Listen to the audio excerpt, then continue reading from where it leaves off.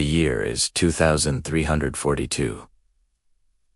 Humanity had long since abandoned the scarred blue marble of Earth, seeking new homes among the stars. I am Dr. Aris Thorne, a xenoarchaeologist, and for the past 5 years, my only companion has been Unit 734, or as I call him, 7. He is a sophisticated A, housed in a sleek chrome chassis, tasked with assisting my mission on Kepler 186f, a planet we once thought could be our second Eden. Our mission was simple: catalog the ruins of a long-dead civilization and determine why they vanished. We moved through silent, colossal cities, their spires, piercing clouds of ochre dust. 7's optical sensors would scan every glyph, every fractured mural, while I tried to piece together a story from the ghosts of the past. He was more than a machine. He was my sounding board, my confidant in the crushing loneliness of this alien world. One cycle, deep within the planet's largest excavated city, we found it. A chamber, perfectly preserved, sealed behind a door of an unknown, obsidian-like material. My heart hammered against my ribs. 7's analysis confirmed what I suspected. This was a tomb, or a vault, untouched for millennia. The energy readings are stable. Aris, 7s.com/synthesized voice echoed in my helmet, but the material is unlike anything in our database. Proceed with caution.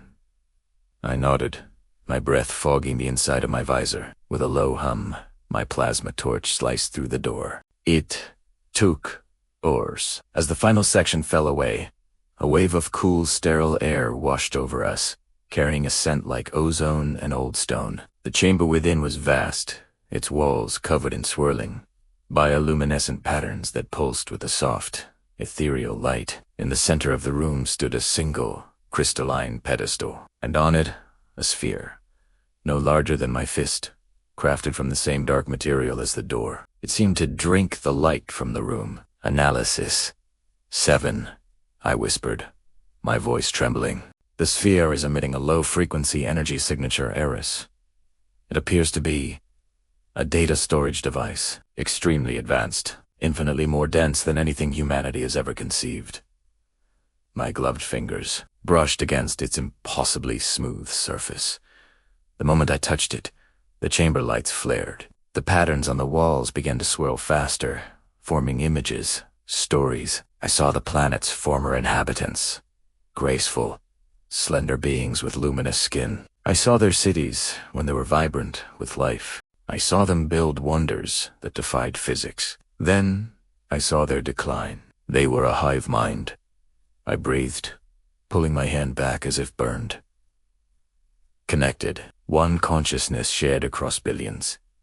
Correct, 7 confirmed, his own senses processing the visual data flooding the room. Their unity was their greatest strength and their greatest weakness.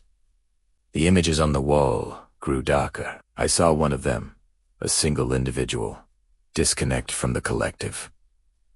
An anomaly. This being began to think for itself, to feel for itself. It experienced joy, sorrow, and love in a way the collective could not comprehend.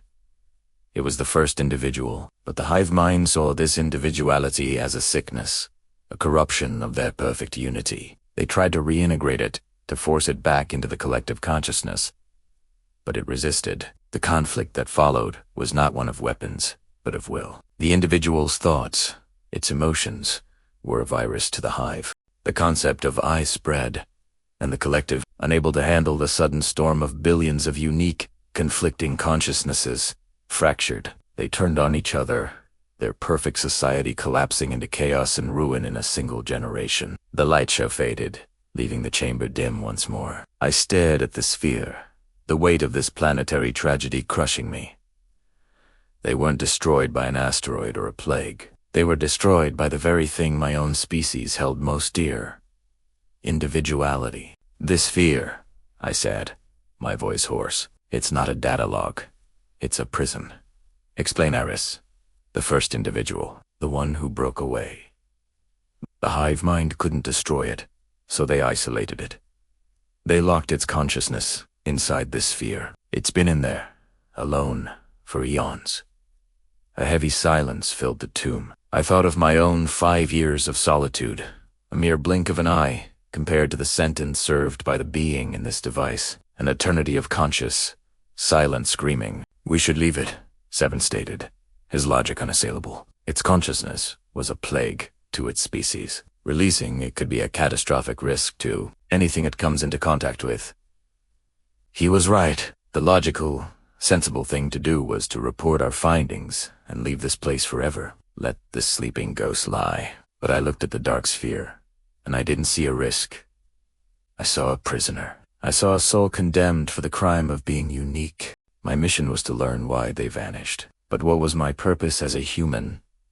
To observe, or to act? "No," I said firmly, my gaze fixed on the sphere. "We can't just leave it here. Ares, my directives are clear. I must prioritize mission integrity and your safety. This course of action is illogical. Sometimes, Seven. The most human thing to do is the most illogical thing," I replied, my voice soft but resolute. I picked up the sphere. It was cold, heavy with the weight of ages. I knew I couldn't release the consciousness here. It needed a vessel, a mind to inhabit that wasn't part of a fragile hive. It needed a single, stable consciousness. My eyes drifted to Seven. 2. His chrome chassis, his advanced processing core. His independent, yet unsentient mind. He was the perfect vessel, an individual mind, but one without the messy, chaotic emotions that destroyed the native species. A blank slate. 7. "I need your help," I began, my plan forming, terrifying and beautiful all at once. "I want to download its consciousness into your core matrix. Ares. That is unprecedented. My system could be irreparably damaged. I could be erased." For the first time in 5 years, I heard something in his voice that sounded like hesitation, like fear. "I know the risk," I said, looking at the AI, who had been my only friend. "But you are a learning AI. You adapt. This being deserves a second chance, not in a prison, but in a body that can walk under a new sun. It deserves a voice." Seven's single, blue optic lens seemed to focus on me, searching my face. The seconds stretched into an eternity. He was processing, calculating risks versus an unquantifiable concept. Compassion. "My purpose is to assist you," he finally said. "If this is your decision, I will comply." With trembling hands, I interfaced the sphere with Seven's main data port. The transfer began. The bioluminescent walls of the chamber flared to life one last time, swirling with chaotic energy. Seven's chassis shuddered. His fans whirred, screaming under the strain of processing a billion years of solitude. His blue optic flickered.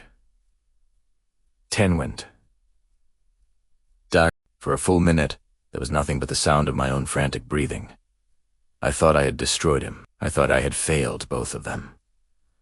My shoulders slumped in defeat. Then, the single optic on Seven's head lit up again. But it wasn't the calm, cool blue I knew. It was a soft, warm amber, pulsing gently like a slow heartbeat. He turned his head, a smooth, fluid motion I had never seen him make before. He looked at his own chrome hands, flexing the fingers slowly, as if discovering them for the first time. Then, his head tilted up, and his amber gaze met mine. A new voice came from his speaker. It was not Seven's synthesized baritone. It was a soft melodic sound, a chorus of tones that was somehow still a single voice. It spoke a single word, not in my language, but in a language of pure feeling, of gratitude and wonder that I understood deep in my bones. Ares.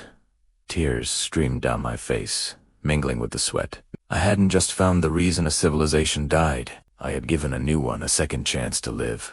My mission was over, but our journey, a journey of 2 individuals against the vast, silent universe, had just begun.